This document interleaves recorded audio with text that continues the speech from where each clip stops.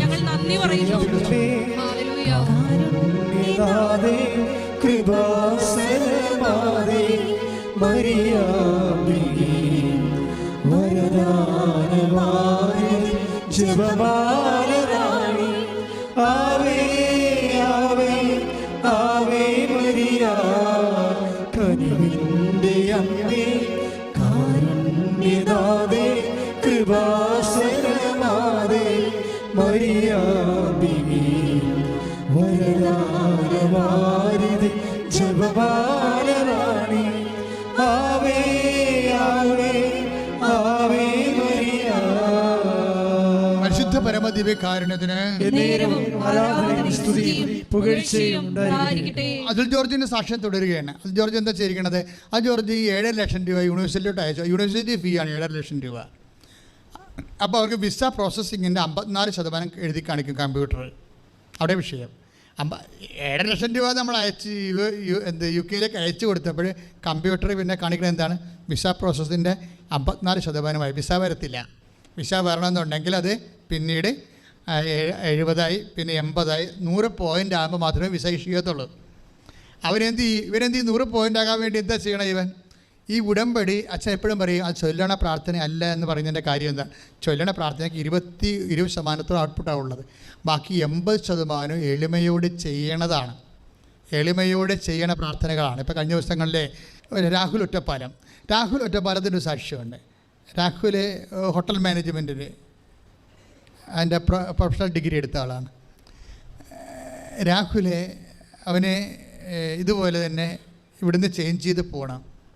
അതിനുള്ള ആസ്തി ഭദ്രതകളൊന്നും ഇല്ല ആളിന്. അച്ഛൻ്റെ ഉടമ്പടി ഭാഷ പറഞ്ഞ് മെറിറ്റില്ല. എൻ്റെ പ്രോസസ്സിങ്ങിനെ കുറിച്ച് ഒക്കെ എങ്ങനെ പരിചയപ്പെട്ടും പറഞ്ഞും കേട്ടൊക്കെ വരണേയുള്ള ആൾ ഇൻ്റർവ്യൂവിന് പോയി ആപ്ലിക്കേഷൻ കൊടുത്ത് ഇൻ്റർവ്യൂവിനൊക്കെ പോയി ഒക്കെ നിൽക്കുകയാണ്.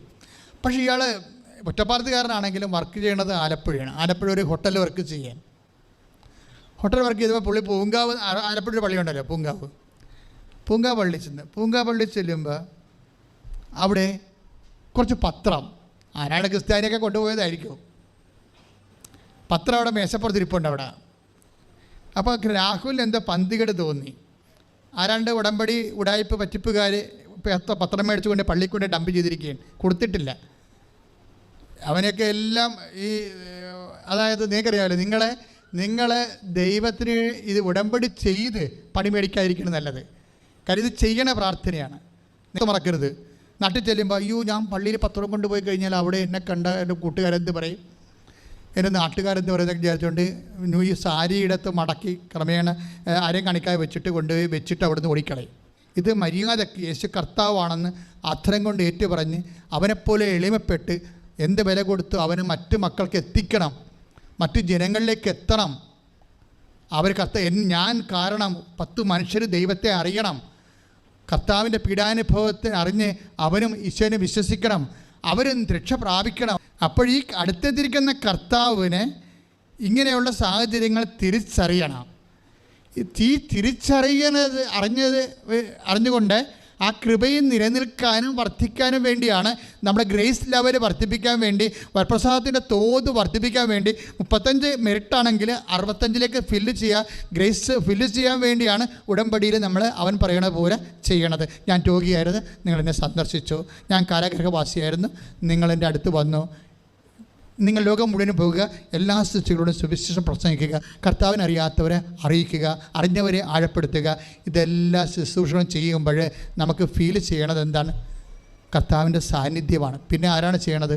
പിന്നെ നമ്മളല്ല ചെയ്യണത്. അതാണ് 14:10. എൻ്റെ പിതാവ് എന്നിൽ വസിച്ചുകൊണ്ട് അവൻ്റെ പ്രവൃത്തി ചെയ്യുകയാണ്. മനസ്സിലായില്ലേ? ഇപ്പം നിങ്ങൾക്ക്, അതായത് പിന്നീട് നമ്മളായിരിക്കത്തില്ല ചെയ്യണത്. അതുകൊണ്ടാണ് ഇപ്പോൾ അതുൽ ജോർജിൻ്റെ സാക്ഷ്യങ്ങൾ അതുൽ ജോർജിന് അവസാനം 54 പോയിൻ്റാണ് എല്ലാം കൂടി കിട്ടിയത്. 7.5 ലക്ഷം അയച്ചു കൊടുത്തിട്ട് ഈ 54 പോയിൻ്റ് 100 പോയിൻ്റ് ആകാത്ത വിസ അവിടുന്ന് സെൻഡ് ആകത്തില്ല. അവനെന്താ ചെയ്യണത്? പിന്നീട് ഉടനെ ലൈറ്റക്കാൻ്റെ പേർ റിക്വസ്റ്റ് ഇടും. അവനെല്ലാ ശുശ്രൂഷകരിലേക്കും ലിങ്ക് ചെയ്യണേ. അമ്മയെ തന്നെ ആശ്രയിച്ച് നിൽക്കുകയാണ്. ആദ്യം ഓൺലൈൻ ഉടമ്പടി, പിന്നെ തീർത്ഥാടന ഉടമ്പടി, പിന്നെ ലൈറ്റക്കാൻ്റെ പേർ റിക്വസ്റ്റ്. ലൈറ്റക്കാൻ്റെ പേർ റിക്വസ്റ്റ് എന്ന് പറഞ്ഞ ഒരു വിശ്വാസമാണ്. കാര്യം എന്താണ്? 36 കൊല്ലം 30 കൊല്ലത്തോളം കൃപാസനം നടത്തിയ, കടലിലും കരയിലും നടത്തിയ കോടിക്കണക്കിന് പ്രാർത്ഥനകളുടെയും പ്രേക്ഷിത പ്രവർത്തനങ്ങളുടെയും ആസ്തിയാണ് ലൈറ്റ് അക്കാൻ്റെ പെരക്രിസ്റ്റിൻ്റെ ബേസിൽ കിടക്കുന്നത്. അവിടെ നിങ്ങൾ ചുമ്മാ റിക്വസ്റ്റ് ചെയ്താൽ മതി. ഞങ്ങളറിയാതെ തന്നെ ദൈവം ഞങ്ങളിലൂടെ പ്രവർത്തിച്ച 30 കൊല്ലത്തെ കൃപകളിൽ നിന്ന്, ആ പ്രേക്ഷിത പ്രവർത്തനങ്ങളിൽ നിന്ന് നിങ്ങളെ അനുഗ്രഹിക്കും. അതാണ് ലൈറ്റ് അക്കാൻ്റെ പെരക്രിസ്റ്റിൻ്റെ അടിസ്ഥാനം എന്ന് പറയുന്നത്. ഇവരെന്ത് ചെയ്യണത്? ലൈറ്റ് ബ്രേക്ക്ഫാസ്റ്റോട് കൂടി ഞാൻ നോക്കുമ്പോൾ ഉടനെ 67 പോയിൻ്റായി. എവിടെ നിന്ന് ഒന്നും അവനെ അറിയാൻ പാടില്ല. പിന്നെ നോക്കുമ്പോൾ 75ആയി. പിന്നെ നോക്കുമ്പോൾ പെട്ടെന്ന് 100ആയി. വിസ അവിടെ നിന്ന് വന്നു. ഇത്രയും സ്പീഡാണ്. ഞങ്ങൾ ലൈറ്റ് റിപ്പയർ റിക്വസ്റ്റ് ഇടുമ്പോൾ നിങ്ങൾ ചിലർ ചോദിക്കുമോ ലൈറ്റ് റിക്വസ്റ്റ് ഇടുക, അത് നമ്മൾ ഇങ്ങനെ കമ്പ്യൂട്ടറിൽ ഇങ്ങനെ റിക്വസ്റ്റ് ഇടുന്നതുകൊണ്ട് നമ്മൾ അനുഗ്രഹിക്കപ്പെടുക. നിങ്ങൾ ആദ്യം അത് ബേസിക് എന്താണെന്ന് ഞാൻ ആദ്യമേ ലൈറ്റ് റിപ്പയർ റിക്വസ്റ്റ് വന്നപ്പോൾ ഞാൻ പറഞ്ഞു, ഇതെന്ന് പറയണത് ഇവിടെ മധ്യസ്ഥ പ്രവർത്തനം നടത്തുന്നത് മാത്രമല്ല, മറിച്ച് 30 കൊല്ലം 1.5 ലക്ഷം ആൾക്കാരെ കൊണ്ടല്ലേ ജോമാരെ റാലി നടത്തുന്നത്. 2.5, 10, 20 കിലോമീറ്റർ അങ്ങനെ എത്ര വർഷമായി നടത്തുന്നതാണ്. ഇവിടെ തന്നെ 1 വർഷം മുഴുവനും രാത്രിയും പകലും ജവമാല നടന്ന സ്ഥലമാണ്. ഇങ്ങനെ മാറി മാറി ജവമാല ഗ്രൂപ്പുകൾ വന്ന് പ്രാർത്ഥിച്ചുകൊണ്ട് പോയ സ്ഥലം. കടലിലും കരയിലും പ്രേക്ഷിത പ്രവർത്തനം നടത്തിയതാണ്. അതിൻ്റെയൊക്കെ ഇങ്ങനെ ദൈവമായിട്ട് ജീവനെ പോലെ ദൈവത്തിൻ്റെ അടുക്കുന്ന നിഴലുപറ്റി ഇങ്ങനെ നടന്നിട്ടല്ലേ അമ്മ പ്രത്യക്ഷപ്പെട്ടത്. അമ്മ പ്രത്യക്ഷത്തിൻ്റെ ഭാഗമായിട്ടല്ലേ നമുക്ക് പിന്നീട് ഉടമ്പടി തന്നത്. ഉടമ്പടി തന്നതിൻ്റെ ഭാഗമായിട്ടല്ലേ നിങ്ങളിവിടെ ഇരിക്കണത്. ഇത് ഒറ്റടിക്ക് സംഭവിച്ചതല്ലല്ലോ, 36 കൊല്ലത്തിനുള്ളിൽ പ്രോസസ്സ് ബൈ പ്രോസസ്സ് സംഭവിച്ചതാണ്. അപ്പം ഞാൻ നിങ്ങളോട് എന്തെങ്കിലും പറയുന്നുണ്ടെങ്കിലേ അനുഭവിക്കാത്ത ഒരു കാര്യവും പറഞ്ഞു തരുന്നിട്ടില്ല. അതായത് പുസ്തകം വായിച്ച ഒരു കാര്യവും ഞാൻ പറഞ്ഞിട്ടില്ല. എൻ്റെ ജീവിതത്തിൽ ഞാൻ തൊട്ട, കണ്ട, കേട്ട ദൈവം അത് നിങ്ങൾക്ക് പാസ് ചെയ്ത് തരികയാണ്. അതുകൊണ്ടാണ് നിങ്ങൾ ഷാർപ്പായിട്ട് അതുപോലെ തന്നെ അവൻ പറയുന്ന പോലെ ചെയ്തുകൊണ്ട് ദൈവത്തിൻ്റെ സാന്നിധ്യത്തിൻ്റെ അഭിഷേക രൂപങ്ങളായി മാറാൻ ദൈവം അനുഗ്രഹിക്കട്ടെ. സ്തുതിക്കട്ടെ, സ്തുതിക്കട്ടെ.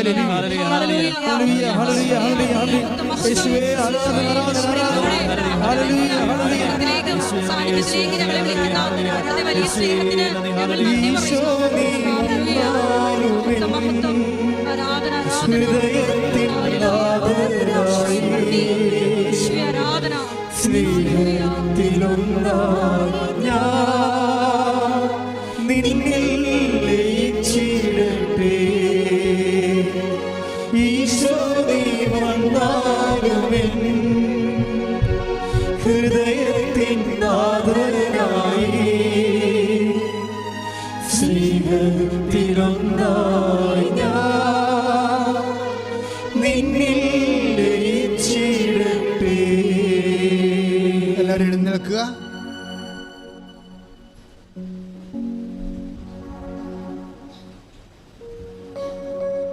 പ്രിയമുള്ളവരെ, രോഗമുള്ളിടത്ത് കൈകൾ വെക്കേണ്ടതാണ്. PCOD അതുപോലെ തന്നെ യൂട്രസിൻ്റെ ഇറക്കം അല്ലെങ്കിൽ ബ്ലീഡിങ് ഒക്കെ ഉള്ളവർ, സിസ്റ്റ് ഉള്ളവർ, മൊത്തത്തിൽ കല്ലുള്ളവർക്ക് അടിവയറ്റ് കൈവെക്കേണ്ടതാണ്.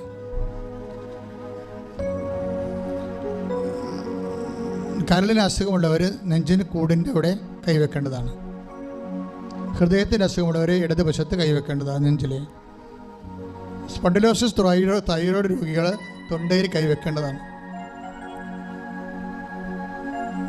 പിന്നെ കുറേ രീതിയിലുള്ള രോഗങ്ങൾ, അലർജി രോഗങ്ങൾ,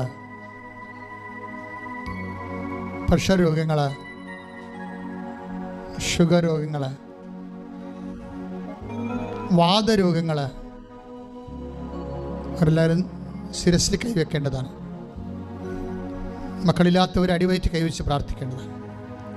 കൃപാസ്ഥാനത്താരെ ജീവനോടെ പ്രത്യക്ഷപ്പെട്ട മാതാവിൻ്റെ മധ്യസ്ഥതയിലാണ് പ്രാർത്ഥിക്കുന്നത്. 10,000 മത്സരമെടുത്ത ഉടമ്പടിയുടെ ഇന്നും പ്രാർത്ഥിച്ചുകൊണ്ടിരിക്കുന്ന പ്രാർത്ഥനയുടെ അടിസ്ഥാനത്തിൽ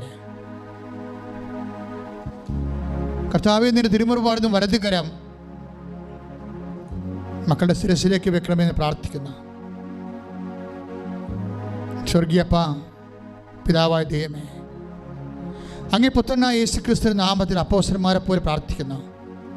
എല്ലാ വിശുദ്ധന്മാരെ, മാലാഖമാരെ, രക്തസാക്ഷികളെ, ഇയാൾത്താരെ ജീവനോടെ പ്രത്യക്ഷപ്പെട്ട പരിശുദ്ധമേ ദൈവമാതാവേ, ഇപ്പോഴെല്ലാവർക്കും വേണ്ടി മധ്യസ്ഥം വഹിക്കണമേ. കർത്താവിൻ്റെ രക്തം നിങ്ങളിലേക്ക് തളിക്കപ്പെടട്ടെ. ഓൺലൈനിൽ പ്രാർത്ഥിക്കുന്ന മക്കളെ, ഈ ധ്യാനം എപ്പോഴെല്ലാം എവിടെയെല്ലാം വെച്ച് ആരെല്ലാം എന്നെല്ലാം കൂടുന്നു അവിടെയെല്ലാം കർത്താവിൻ്റെ രക്തം പ്രവർത്തിക്കട്ടെ. കർത്താവിൻ്റെ രക്തം തളിക്കപ്പെടട്ടെ. ഈശോ സന്ധിബന്ധങ്ങളിൽ കർത്താവിൻ്റെ രക്തം നിറയട്ടെ. ഈശോ മാംസപേശികളിൽ കർത്താവിനത്വം നിറയട്ടെ. ഈശോ രക്തഞരമ്പുകളിൽ കർത്താവിനത്വം നിറയട്ടെ. ഈശോ ഉള്ളംകാലും ഉച്ചവരെ കർത്താവിനത്വം നിറയട്ടെ. ഈശോ യേശുക്രിസ്തു ഉന്നതമായ നാമത്തിൽ സഭയുടെ അധികാരത്തിൽ പുരുഷൻ്റെ അടയാള ദൈവികമായ ശക്തിയാൽ കർത്താവിന് സൗഖ്യം നിറയട്ടെ. അസ്ഥികളിൽ കർത്താവ് സൗഖ്യം നിറയട്ടെ. പേശികളിൽ കർത്താവിന് സൗഖ്യം നിറയട്ടെ. എല്ലാം കർത്താവ് ഉള്ളംകാൽ ഉച്ചവരെ കർത്താവ് വിശുദ്ധ രക്തത്തെ കഴുകണമെന്ന് പ്രാർത്ഥിക്കുന്നു. വിസർപ്പ രോഗങ്ങൾ, സോറിയാസിസ് രോഗങ്ങൾ, വേരിക്കോസിൻ്റെ അസുഖങ്ങൾ, പുഴുനഖത്തെ അസുഖം പോലെ കർത്താവ് എല്ലാം കർത്താവ് അങ്ങ് ഏറ്റെടുക്കണമെന്ന് പ്രാർത്ഥിക്കുന്നു. നമ്മുടെ രോഗങ്ങളാണ് അവൻ വഹിച്ചതെന്ന് പറഞ്ഞ കർത്താവ് ആ വചന അനുസ്മരിച്ച് പ്രാർത്ഥിക്കുന്ന കർത്താവ് നീ രോഗങ്ങൾ ഏറ്റെടുക്കണമെന്ന് പ്രാർത്ഥിക്കുന്ന കർത്താവ് സ്പോണ്ടിലോസിൻ്റെ കർത്താവ് തകരാറുകൾ കർത്താവ് ഈശോയെ മുടിക്കൊഴിയുന്ന കർത്താവ് കണ്ണിന് കാഴ്ചക്കുറവുള്ളവർ, ചെവിക്ക് കേൾവിക്കുറവുള്ളവർ, പല്ലിന് വേദനയുള്ളവർ, തൊണ്ടയ്ക്ക് വേദനയുള്ളവർ, തൊണ്ടയ്ക്ക് വീക്കമുള്ളവർ കർത്താവ് എല്ലാം കർത്താവ് മഞ്ഞപ്പിത്തത്തിൻ്റെ രോഗമുള്ളൊരു കർത്താവ്, രക്തത്തിൽ വേറെ അണക്കൾ കയറിയിട്ടുള്ള ഒരു കർത്താവ് ഈശോയെ എല്ലാം സ്പർശിക്കണമേ കർത്താവ്. കർത്താവിൻ്റെ തിരുമുറിവാർന്ന് പറയുന്നത് അധികാരം അടിപ്പുറ പോലെ വൈദ്യാഘാതം പോലെ ദൈവികമായ ശക്തി ഇറങ്ങട്ടെ. അടിപ്പുറ പോലെ വൈദ്യാഘാതം പോലെ ദൈവികമായ ശക്തി ഇറങ്ങട്ടെ കർത്താവ്. മക്കളില്ലാത്തവർ, ബീജം ഉത്പാദിപ്പിക്കപ്പെടാത്തവർ, കൗണ്ട് ഇല്ലാത്തവർ, ബീജത്തിന് ഓട്ടമില്ലാത്തവർ, ഗർഭാശയം ചുരുങ്ങുന്നവർ, ഗർഭാശയം ഇടയുന്നവരെല്ലാം കർത്താവിനെ അടിവറ്റി കഴിച്ച് പ്രാർത്ഥിക്കട്ടെ. കർത്താവിനെ കരുണ ചൊരിയട്ടെ കർത്താവ്. സംസാരിക്കാത്ത കുഞ്ഞുങ്ങൾ, ഓട്ടിസമുള്ള കുഞ്ഞുങ്ങൾ, ഹൈപ്പർ ആക്ടിവിറ്റി ഉള്ള കുഞ്ഞുങ്ങളെ എല്ലാം കർത്താവ് സ്പർശിക്കട്ടെ. ഈശോ മാരക രോഗികൾ കർത്താവ്, തീരെ വേദനയുള്ളൊരു കർത്താവ്, എപ്പിലെപ്സി രോഗമുള്ള ഒരു കർത്താവ് അവൻ സ്പർശിക്കട്ടെ എന്ന് പ്രാർത്ഥിക്കുന്നത്. കർത്താവിന്റെ കണ്ണച്ചെറിയട്ടെ. കർത്താവിന്റെ കണ്ണച്ചെറിയത് അടിപ്പുറ പോലെ വൈദ്യാഘാതം പോലെ ദൈവികമായ ശക്തി ഒഴുകട്ടെ. മാരക രോഗങ്ങൾ, നടുവ് രോഗങ്ങൾ, കിഡ്നി രോഗങ്ങൾ, കരൾ രോഗങ്ങൾ, പങ്ക്രിയാസ് രോഗങ്ങൾ, സ്പോണ്ടിലോസിസ് രോഗങ്ങൾ, സ്പൈനൽ കോഡിന്റെ രോഗങ്ങൾ, യേശുക്രിസ്തുവിന്റെ ഉന്നതമായ നാമത്തിലെ ബ്രെയിൻ രോഗങ്ങൾ, ശ്വാസകോശ രോഗങ്ങൾ, സിസ്റ്റ് രോഗങ്ങൾ, മുഴ രോഗങ്ങൾ, ക്യാൻസർ രോഗങ്ങൾ യേശുക്രിസ്തുവിന്റെ ഉന്നതമായ നാമത്തിൽ മാറിപ്പോകട്ടെ. ശ്രുതിക്കട്ടെ, ശ്രുതിക്കട്ടെ, ശ്രുതിക്കട്ടെ. Hallelujah, hallelujah, hallelujah, hallelujah. യേശുവേ ആരാധന, ആരാധന. ശ്രുതിക്കട്ടെ. Hallelujah, hallelujah, hallelujah. Hallelujah, hallelujah,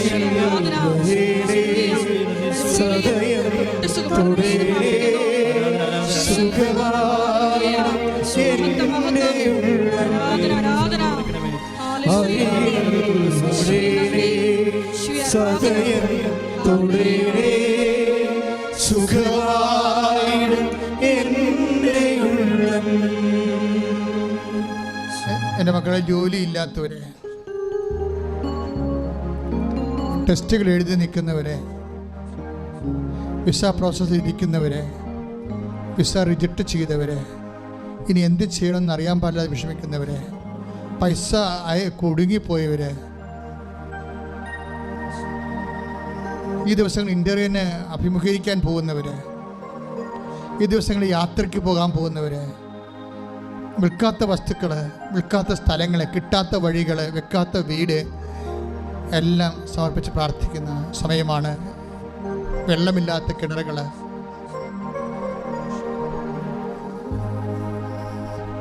ആരും ഒന്നും സഹായിക്കാനില്ലാത്തവർ, ആരും ഒരു നല്ല വാക്ക് പറഞ്ഞു കൊടുക്കാനില്ലാത്തവർ, അതിൻ്റെ പേര് ദുഃഖം അനുഭവിക്കുന്നവർ, മരിച്ചുപോയ ആൾക്കാർ ഇപ്പോഴുണ്ടായിരുന്നെങ്കിൽ എന്ന് വിചാരിച്ച് വേദനിക്കുന്നവർ, അവരെല്ലാം സമർപ്പിച്ച് അഭിഷേകമാക്കുന്ന സമയമാണ്. എൻ്റെ മക്കളെ കൈ ഇങ്ങനെ ഒന്നെങ്കിൽ നെഞ്ചിൽ വെക്കുക, അല്ലെങ്കിൽ ശിരസിൽ വെക്കുക, ഏതാണ് എളുപ്പമെന്ന് നോക്കിയിട്ട് അതുപോലെ ചെയ്യുക.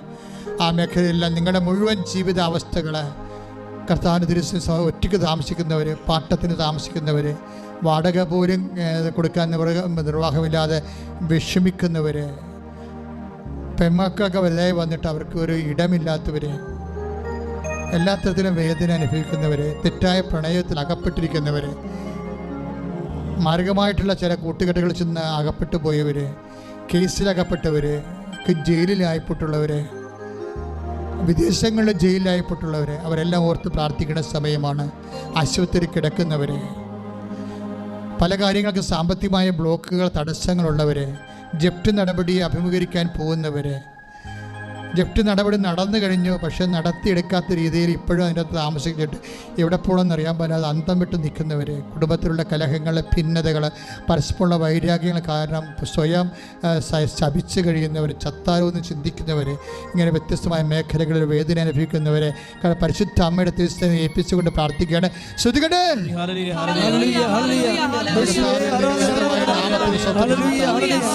കർത്താവിന്റെ ഉന്നതമായ നാമത്തിൽ സ്വതന്ത്രം ചെയ്ത് കർത്താവ് ഒരു മക്കൾ മക്കളെ സ്പർശിക്കുന്ന കർത്താവേ, വ്യത്യസ്തങ്ങളായ ജീവിതാവസ്ഥകളിൽ വേദനിച്ച് കഴിയുന്നവരുടെ, തടസ്സങ്ങളുള്ളവരും ദോഷങ്ങളുള്ളവർ കർത്താവെ, ബന്ധനത്തിൽ അകപ്പെട്ടിരിക്കുന്ന യേശുക്രിസ്തു ഉന്നതമായ നാമത്തിൽ സഭയുടെ അധികാരത്തിൽ കുരിശിന്റെ അടയാളം 36 വർഷം ഞാൻ അർപ്പിച്ച കൃപാനയുടെ യോഗ്യതയാൽ കൃപാസ്ഥാനത്താരെ ജീവനോടെ പ്രത്യക്ഷപ്പെട്ട മാതാവിന്റെ മധ്യസ്ഥത്തിലെ മാർഗരോഗങ്ങൾ, തടസ്സങ്ങൾ, ജീവിത ദുരിതങ്ങൾ, തടസ്സങ്ങൾ യേശുവിന്റെ നാമത്തിൽ മാറിപ്പോകട്ടെ. ശ്രുതികട് ശ്രുതികട്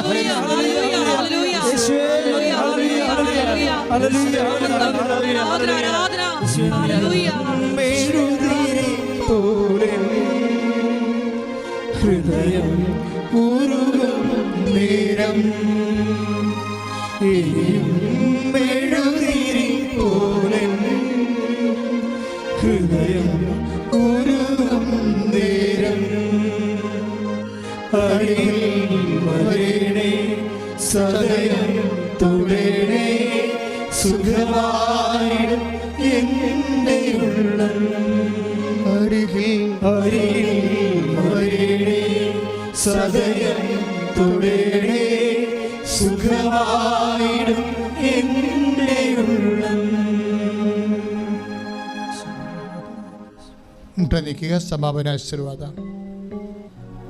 നമ്മുടെ എല്ലാ ഉടമ്പടി നിയോഗങ്ങള് പരിശുദ്ധ അമ്മയുടെ മധ്യസ്ഥയില് ദിവ്യകാരുണ്യ സന്നിധിയിൽ സമർപ്പിച്ചുകൊണ്ട് പരിശുദ്ധ അമ്മയുടെ പ്രത്യക്ഷീകരണത്തിന്റെ സാക്ഷിയായി എന്നെയും എൻ്റെ കുടുംബത്തെയും ഉയർത്തണമേ എന്ന് പ്രാർത്ഥിച്ചുകൊണ്ട് ശിരസ് നമിച്ച് നമുക്ക് ദിവ്യകാരുണ്യനാഥന്റെ ആശീർവാദം സ്വീകരിക്കാം.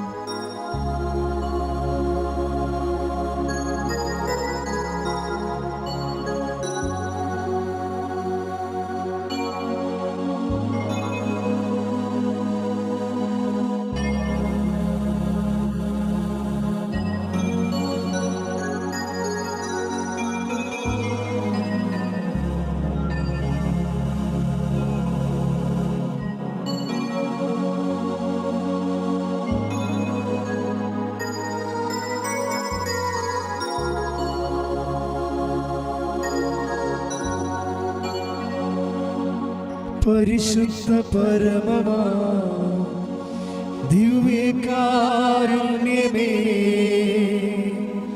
എന്നുമെന്നും അങ്ങേക്കാരാധന. പരിശുദ്ധ പരമമാ ദിവ്യകാരുണ്യമേ, എന്നുമെന്നും അങ്ങേക്കാരാധന. പരിശുദ്ധ പരമമാ ദിവ്യകാരുണ്യമേ,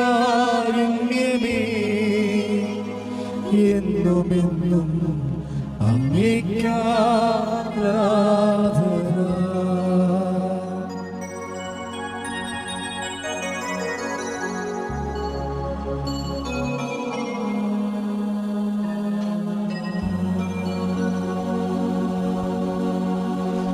ആവേ ആവേ മരിയ, ആവേ ആവേ ആവേ മരിയ. കർത്താവിൻ്റെ മഹിമ കുടികൊള്ളുന്ന ഉടമ്പടിയുടെ പേടകമേ സുസ്തി. Ave Maria. ഈശോ മിശിഹായെ സ്തുതിയായിരിക്കട്ടെ. എൻ്റെ പേര് ഷൈനി. ഞാൻ ഇടുക്കി തടിയമ്പാട് നിന്ന് വരുന്നു. ഞാൻ 2019 മെയ് 1 ഇവിടെ വന്ന് ആദ്യമായി ഉടമ്പടി എടുത്തത്. ഇതെൻ്റെ രണ്ടാമത്തെ സാക്ഷ്യമാണ്. ഇപ്പോൾ ഞാൻ പറയാൻ നിൽക്കുന്ന സാക്ഷ്യം പരിശുദ്ധ അമ്മയും ഈശോയും എനിക്ക് വന്ന് എൻ്റെ ജീവിതത്തിൽ തന്ന വലിയൊരു അനുഗ്രഹത്തിന് നന്ദി പറയാൻ വേണ്ടിയാണ്. ഞാൻ വളരെ വർഷങ്ങളായി, ഏകദേശം പറഞ്ഞു കഴിഞ്ഞാൽ 2008 തൊട്ട് ഒരു യൂറോപ്യൻ കൺട്രിയിൽ പോകുവാനായിട്ട് ഞാൻ ആഗ്രഹിക്കുകയും അതിനുവേണ്ടി ശ്രമിക്കുകയും ചെയ്തിട്ടുണ്ട്. IELTS-ഉം OET ഒക്കെ ഞാൻ ട്രൈ ചെയ്തിട്ടുണ്ട്. പക്ഷേ എനിക്കതൊന്നും ക്ലിയർ ചെയ്യാൻ പറ്റിയിട്ടില്ല. അപ്പോൾ ഈ അടുത്തയിടെ സീനിയർ കെയർ വിസ എന്ന വിസ പുതിയതായിട്ട് ഓപ്പൺ ചെയ്തപ്പോൾ ഞാൻ അതിനുവേണ്ടി പോകണമെന്ന് ആഗ്രഹിച്ചു. ആദ്യമൊന്നും ഞാനത് വേണ്ടാന്ന് വെച്ചു. കാരണം എൻ്റെ ആരോഗ്യത്തിനത് പറ്റുന്നൊരു ജോലിയല്ല എന്ന് എല്ലാവരും എന്നെ നിരുത്സാഹപ്പെടുത്തി. അപ്പോൾ ഞാനത് വേണ്ടാന്ന് തീരുമാനിച്ചു. പിന്നീട് വീണ്ടും ഞാനതിനെപ്പറ്റി അമ്മ എന്നോട് അതിശക്തമായിട്ട് മാതാവിൻ്റെ മനസ്സിൽ തരുന്നുണ്ടായിരുന്നു അതിന് പോകണമെന്ന്. അങ്ങനെ ഞാനതിനുവേണ്ടി ആഗ്രഹിച്ചു, പ്രാർത്ഥിച്ചു. UKVI പോയി കംപ്ലീറ്റ് ചെയ്തു. അതിനുശേഷം ഞാൻ പല ഏജൻസികളിൽ ഞാൻ അപ്ലൈ ചെയ്തു. ഓരോ ഏജൻസികളും പറയുന്നത് 8 ലക്ഷം 10 ലക്ഷം 12 14 ലക്ഷം വരെ രൂപ കൊടുത്ത് ഓരോരുത്തർ പോകുന്നുണ്ട്. അപ്പോൾ ഞാൻ ആ സമയത്ത് മാതാവിനോട് പറഞ്ഞു, അമ്മേ ഞാൻ പോകുവാണെങ്കിൽ എനിക്ക് 1 രൂപ പോലും മുടക്കാതെ പോകണം, ഫ്രീ റിക്രൂട്ട്മെൻറ്റിൽ പോകണം അമ്മേ. ഞാൻ അങ്ങനെ നീ ജോലി തരുവാണെങ്കിൽ ഞാൻ ഇവിടെ വന്ന് സാക്ഷ്യം പറയും. കാരണം എനിക്കിപ്പോൾ 47 വയസ്സായി. ഈ 47ാമത്തെ വയസ്സിൽ അമ്മ തന്നെ എൻ്റെ കഴിവ് കൊണ്ടൊന്നും ഇത് നടക്കത്തില്ല. അച്ഛൻ എപ്പോഴും പറയുന്നത് പോലെ not by merit but by grace. കാരണം എൻ്റെ ഈ പ്രായത്തിൽ ഒരിക്കലും അത് കിട്ടാൻ ഒരു ചാൻസും ഇല്ല. അമ്മ തന്നാൽ മാത്രമേ എനിക്കത് ലഭിക്കുകയുള്ളൂ എന്ന് ഞാൻ മാതാവിനോട് കട്ടയ്ക്ക് പറഞ്ഞു. അമ്മ അങ്ങനെ ഞാൻ എൻ്റെ ഒരു സുഹൃത്ത് വഴി എനിക്ക് ഒരു മെയിൽ ID കിട്ടി. അതുവഴി ഞാൻ അപ്ലൈ ചെയ്തു. എനിക്ക് സത്യം പറഞ്ഞാൽ ശരിയായിട്ടൊന്നും ചെയ്യാൻ പോലും അറിയത്തില്ല. കാരണം ഒരു കറക്റ്റായിട്ട് ഒരു മെയിൽ വിടാൻ പോലും അറിയാൻ മേലാത്ത ഒരാളായിരുന്നു ഞാൻ. അതൊക്കെ അമ്മ എനിക്ക് എങ്ങനെയാണെന്ന് അറിയത്തില്ല, ഓരോ വിധത്തിൽ അമ്മ എന്നെ കൈ പിടിച്ച് നടത്തി അത് ചെയ്യിപ്പിച്ചുകൊണ്ടിരുന്നു. അപ്പോൾ ഞാൻ കഴിഞ്ഞ മാർച്ച് മാസത്തിലായിരുന്നു എൻ്റെ ഇൻ്റർവ്യൂ ഞാൻ പാസ്സായി തന്നെ മാതാവിൻ്റെ നീലത്തിരിയൊക്കെ കത്തിച്ച് വെച്ചാൽ ഞാൻ ഇവിടെ അതിൻ്റെ ഇൻ്റർവ്യൂ ഒക്കെ അറ്റൻഡ് ചെയ്ത്. കാരണം എനിക്ക് ഭയങ്കര പേടിയായിരുന്നു അവരെന്താ ചോദിക്കാൻ പോകുന്നത് എന്നൊക്കെ. എന്തായാലും അവർ ഇൻ്റർവ്യൂ കഴിഞ്ഞ് എന്നോട് പറഞ്ഞു 5 ദിവസം കഴിയുമ്പോൾ നിങ്ങൾക്ക് റിപ്ലൈ വരുമെന്ന് പറഞ്ഞു. 5 ദിവസം കഴിഞ്ഞപ്പോൾ റിപ്ലൈ വന്ന് നിങ്ങൾക്ക് ഇൻ്റർവ്യൂ പാസ്സായി എന്ന് പറഞ്ഞു. അന്ന് തൊട്ട് ഞാനിങ്ങനെ പ്രാർത്ഥിച്ച് കാത്തിരുന്നു. ഇടയ്ക്കൊക്കെ എനിക്ക് ഒത്തിരി മാർച്ച് പാസ്സായിട്ട് ഒന്നും പിന്നെ ഏപ്രിൽ മെയ് ജൂൺ 3 മാസമായിട്ട് ഇതിനെപ്പറ്റി മുൻപോട്ട് ഒരു നടപടിയും നീങ്ങാതെ വന്നപ്പോൾ എനിക്ക് ഭയങ്കര വിഷമായി, നടക്കത്തില്ലെന്ന് ഞാൻ വിചാരിച്ചു. അപ്പോൾ ഞാൻ മാതാവിനോട് പറഞ്ഞു, അമ്മ എനിക്കിത് ഇത്രയും ആയിട്ട് ഇതെന്താ നടക്കാത്ത, എന്നെ ആഗ്രഹിച്ച് കൊതിപ്പിച്ചിട്ട് നീ തരാതെ പോവുകയാണ് മാതാവേ എന്ന് ഞാൻ ഓർത്തു. അപ്പോൾ ജൂൺ 25 എൻ്റെ ഉടമ്പടി തീരുന്നതായിരുന്നു. അപ്പം ഞാൻ മാതാവിനോട് പറഞ്ഞു, ജൂൺ 25 മുമ്പായിട്ട് ഇതിനൊരു തീരുമാനം അമ്മ പറഞ്ഞു വെക്കുള്ളൂ എന്ന് പറഞ്ഞു. ഞാൻ എന്നിട്ട് ജൂൺ 24 തീയതി എൻ്റെ വീട്ടിൽ മാതാവിൻ്റെ രൂപ ഇരിപ്പുണ്ട്. മാതാവിൻ്റെ മുമ്പിൽ ഞാൻ തിരി കത്തിച്ച് വെച്ചു. ഞാൻ പറഞ്ഞു, മാതാവ് ഇന്ന് 5 മണിക്ക് മുമ്പായിട്ട് എനിക്കിതിന് മറുപടി തന്നേ വെക്കുള്ളൂ മാതാവേ എന്ന് ഞാൻ പറഞ്ഞു. അതുപോലെ തന്നെ അന്ന് ജൂൺ 24 തീയതി എനിക്ക് അവിടെ നിന്ന് മെയിൽ വന്നു, നിങ്ങൾക്ക് ഇതിന് താല്പര്യമുണ്ട്, ഞങ്ങൾ വീണ്ടും കണ്ടിന്യൂ ചെയ്യാൻ പറഞ്ഞുകൊണ്ട്. അപ്പോൾ അവർ കുറച്ച് ഡോക്യുമെൻറ്റ്സ് ഒക്കെ എന്നോട് സബ്മിറ്റ് ചെയ്യാൻ പറഞ്ഞു. ഞാൻ അവർ പറഞ്ഞ ഡോക്യുമെൻറ്റ്സ് എല്ലാം സബ്മിറ്റ് ചെയ്തു. അപ്പോൾ അവർ പറയുന്നത് ഞാൻ ആ സമയത്തിന് അവർ പറഞ്ഞ സമയത്തിനുള്ളിൽ ഞാൻ ഡോക്യുമെൻറ്റ്സ് വിട്ടിട്ടില്ല, അതുകൊണ്ട് നിങ്ങൾക്ക് ഈ ജോലി എലിജിബിൾ അല്ല, ഓഫർ വിഡ്രോൺ എന്ന് പറഞ്ഞുകൊണ്ട് ഒരു മെയിൽ എനിക്ക് വന്നു. അപ്പോൾ എനിക്ക് ഭയങ്കര സങ്കടമായി, എന്ത് ചെയ്യണമെന്ന് അറിയത്തില്ല. ഓഫർ വിഡ്രോ എന്ന് പറഞ്ഞാൽ സാധാരണ ഇംഗ്ലീഷുകാരൊരു ആൾക്ക് അങ്ങനെ ഓഫർ വിഡ്രോ ചെയ്ത് കഴിഞ്ഞാൽ പിന്നെ അവർ രണ്ടാമത് പ്രൊസീഡ് ചെയ്യുന്ന വളരെ പ്രയാസമാണ്. ഞാനന്ന് ഈ ഓഫർ വിഡ്രോൺ വന്നപ്പോഴത്തേനും മാതാവിൻ്റെ മുമ്പിൽ തിരി കത്തിച്ചിട്ട് പറഞ്ഞു, അമ്മേ എനിക്കറിയത്തില്ല എന്ത് ചെയ്യണമെന്ന്. അപ്പോൾ മാതാവേ എനിക്ക് ഇവിടെ ഒരു സാക്ഷ്യം പറഞ്ഞു, ഒരു മോളുടെ സാക്ഷി എൻ്റെ മനസ്സിലേക്ക് ഓടിത്തന്നു. അതായത് ഒരു നെടുമ്പാശ്ശേരി എയർപോർട്ടിൽ ജോലി ഉണ്ടായിരുന്ന മോള് ടെർമിനേഷൻ ലെറ്റർ വന്നപ്പോൾ ആ മോള് മാതാവിനോട് പ്രാർത്ഥിച്ച് ഉടമ്പടിക്ക് ആശ്രമം വെച്ച് പ്രാർത്ഥിച്ചപ്പോൾ ടെർമിനേഷൻ ലെറ്റർ ഓഫർ ലെറ്റർ ആക്കി അപ്പോയിൻമെൻറ്റ് ലെറ്റർ ആക്കി മാതാവ് മാറ്റി കൊടുത്തു. അപ്പോൾ ഞാൻ എൻ്റെ മനസ്സിലേക്ക് വല്ലാതെ ഒരു പോസിറ്റീവ് എനർജി തന്നു, അമ്മ ഈ ജോലി നിനക്ക് തന്നിരിക്കുന്നു എന്ന് പറഞ്ഞത്.